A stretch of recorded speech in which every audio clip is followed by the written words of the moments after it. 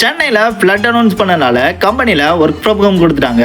சென்னையை விட்டு கிளம்பி நேட்டிவ் பிளேஸ் ஆன தேனிக்கு வந்துட்டாங்க. சென்னையில நல்லா மழை பெஞ்சது மாதிரியே தேனிலையும் நல்லாவே மழை பெஞ்சிருக்குங்க. தேனியில எங்க ஊர்ல நிறைய குளங்கள் இருக்கு. அந்த வகையில இந்த குளத்திலையும் தண்ணீரை பாத்திர மாட்டோமா அப்படிங்கிற குளத்துல இதுவும் ஒண்ணு. இந்த குளம் நீர் வடிந்து வைகை அணையை போய் சென்றடையும். வைகை அணையில உள்ள மீன்கள் எல்லாம் எதிர்நீச்சல் அடித்து இந்த குளத்தை வந்தடையும். அப்படி மீன்கள் வந்துட்டு இருக்கப்போ நிறைய உள்ளூர் நண்பர்கள் மீன் பிடிச்சிட்டு இருந்தாங்க. அந்த காட்சியை நீங்களே பார்க்கலாம்.